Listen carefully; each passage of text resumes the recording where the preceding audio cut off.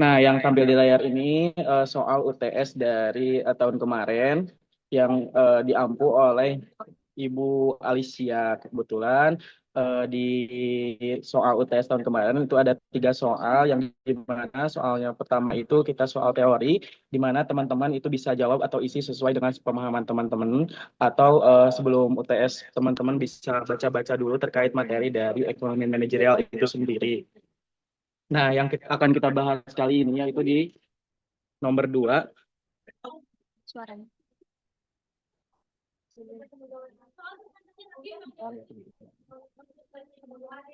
Di nomor 2, soalnya jika diketahui permintaan suatu barang hasil regresi adalah Qx sama dengan 2 dikurangi 4 PX ditambah 3I ditambah 1,6 PY dikurangi 6 PM ditambah 2A, di mana diketahui PX itu $2, I-nya dolar, PY-nya 2,5, dan PM-nya $1 dan A-nya $2. Nah, untuk yang ditanyakan pertama yaitu seberapa besar perubahan jumlah permintaan barang X apabila harga diturunkan sebesar 1%. Sebesar 1%. Nah, caranya kita pakai rumus elastisitas harga, yaitu E sama dengan PX delta QX per delta VX dikali PX per QX. Nah, mohon maaf, bentar. Nah, dari persamaan regresi koefisien PX ini sudah diketahui ya. Kita lihat koefisien PX di fungsi permintaannya yang ini, nih. Nah, itu diketahui kan koefisien PX-nya itu -4. Nah, artinya tuh perubahan perubahan Qx terhadap PX-nya tuh -4. Jadi kan ini dari rumus elastisitas harganya sudah diketahui ya, delta Qx per PX-nya itu -4. Nah, selanjutnya kita menghitung Qx karena di sininya Qx-nya belum diketahui, masih dalam bentuk fungsi permintaan. Kita cari dengan cara memasukkan nilai-nilai variabel kepada fungsi permintaan Qx tersebut. Nah, eh, di fungsi permintaannya kan 2 dikurangi 4 PX ditambah 3I ditambah 1,6 PY dikurangi 6 PM ditambah 2A. Nah, kan sudah diketahui ya PX, I, PY, PM sama A-nya. Kita tinggal masukkan aja terus hitung.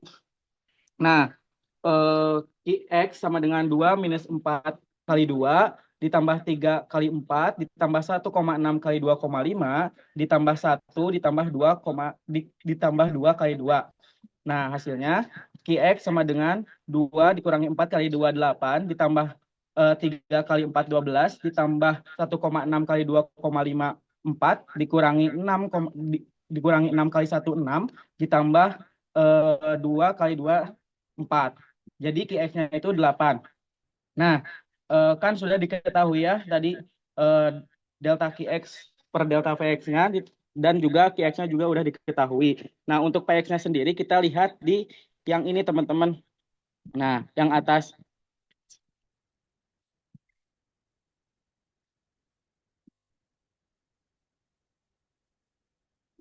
Nah, yang ini. Nah, kita Px-nya pakai yang itu. Kita tinggal masukkan ke rumus elastisitas harga yang tadi. Yang ini nih. Jadi hasilnya tuh E sama dengan -4 kan tadi delta Qx per delta Vx-nya itu -4 dikali PX-nya 2, PX-nya 2, PX-nya 2, terus QX-nya tadi udah dihitung hasilnya 8. Jadi kita tinggal eh, hitung aja rumus elastisitas harganya. Jadi -4 kali 2 per 8 sama dengan -1. Nah, yang artinya jika harga turun 1%, maka permintaan barang X itu naik 1%. Mungkin seperti itu. Sebelum lanjut ke B, apakah ada yang ingin ditanyakan terlebih dahulu?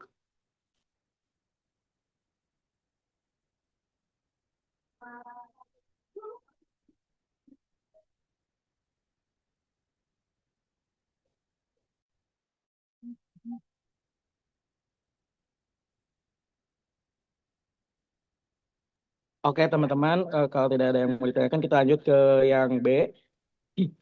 sebenarnya yang B ini kita tinggal lihat dari koefisiennya saja. Yang B ini kan pertanyaannya, ketika pendapatan konsumen sebesar $4, apakah barang X termasuk barang normal atau inferior? Nah, caranya kita tinggal lihat dari koefisien pendapatan I. Koefisien pendapatan yang di mana koefisien pendapatan itu simbolnya I. Nah, di sini teman-teman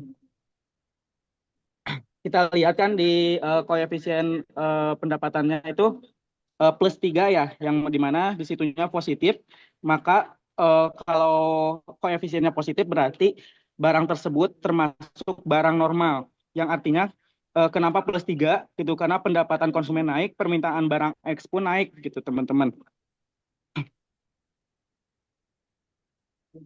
Nah, gimana kalau di bentar. Gimana kalau di sininya negatif berarti eh, itu termasuk barang inferior teman-teman. Jadi kalau pendapatan X1, permintaan barang X itu justru turun. Jadi kita lihat tinggal kita lihat dari koefisien I-nya itu sendiri di sini nih teman-teman. Mungkin seperti itu. Untuk yang C sama sebetulnya. Sebentar.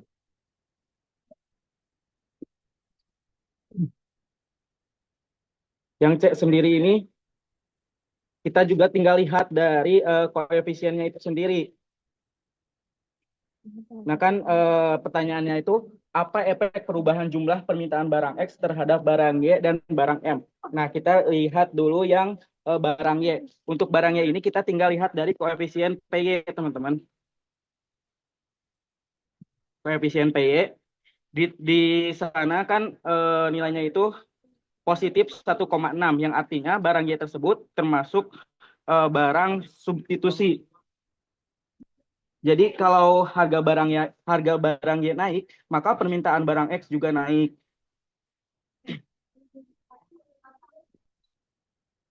Seperti itu. Terus kalau yang terhadap barang M kita tinggal lihat koefisien dari PM, teman-teman. Kan di situ koefisiennya itu minus 6 ya. Nah,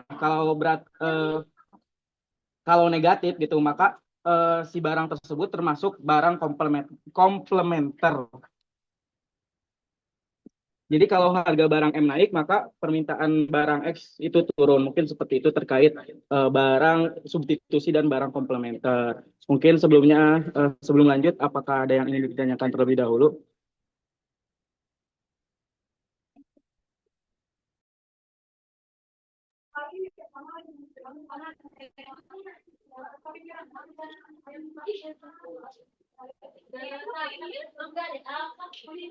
Oke, Oke, teman-teman, langsung aja ya ke nomor 3 kalau tidak ada yang ingin ditanyakan.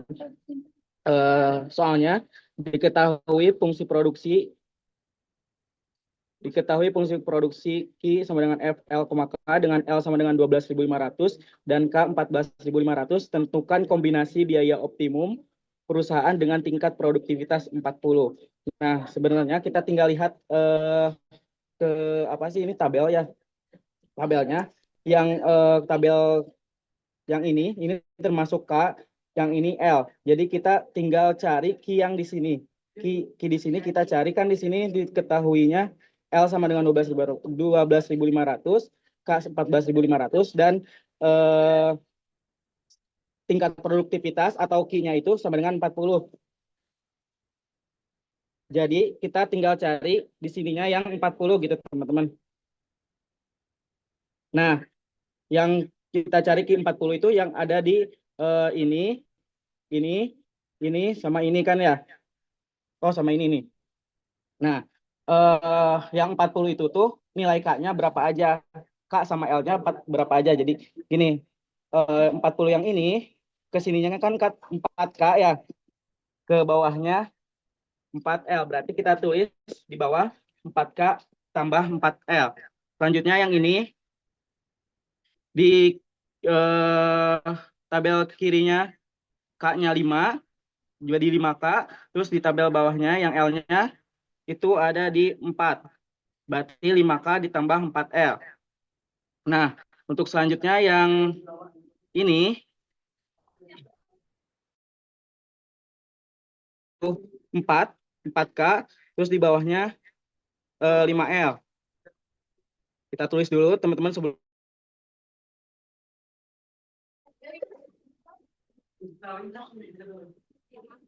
Nah, selanjutnya sini. Dikanya itu 6. Dikanya. Dikanya 6 ya. Dikanya 6, 6K ditambah di bawahnya ini 5L gitu. Terus kita lihat yang ini, yang 40 ini. K-nya ini 5, jadi 5K, di bawahnya ini 6L. Berarti 5K ditambah 6L. Nah, sekarang kita tinggal masuk-masukin aja nilai yang udah diketahui L sama K-nya gitu, teman-teman. Kan ini 4K ditambah 4L ya. Tinggal kita kalikan saja ke nilai yang atas ini. Nah, kan K-nya itu 14.500 dan L-nya itu 12.500. Kita tinggal kalikan saja 4 dikali 14.500 sama dengan 58.000 ditambah 4 dikali 12.500 sama dengan 50.000. Kita tambahkan saja jadinya 108.000. Nah, selanjutnya di 5 kali tambah 4L, kita kalikan juga 5 kali 14.500 ditambah 4 kali 12.500 sama dengan 72.500 ditambah 50.000 sama dengan 122.500. Selanjutnya 4K ditambah 5L, 4 kali 14.500 ditambah 5 kali 12.500 sama dengan 58.000 ditambah 62.500 sama dengan 120.500. Selanjutnya di yang 6K ditambah 5L ini tinggal 6 kali 14.500 ditambah 5 kali 12.500 sama dengan 87.000 ditambah 62.500 sama dengan 149.500. Begitupun sama yang ini juga 5 kali tambah 6L tinggal 5 kali 14.500 ditambah 6 kali 12.500 sama dengan 72.500 ditambah 75.000 sama dengan 147.500. Nah, yang ditanyakannya itu kan kombinasi biaya optimum perusahaan. Kita tinggal cari saja total biaya terkecilnya, teman-teman. Di antara perhitungan yang ini biaya yang terkecilnya itu kita cari yang mana total biaya terkecilnya, yaitu ada di 108.000. Jadi kombinasi biaya optimum untuk mencapai tingkat produktivitas 40 itu adalah yang 4K ditambah 4L dengan total biaya 108.000. Seperti itu mungkin teman-teman.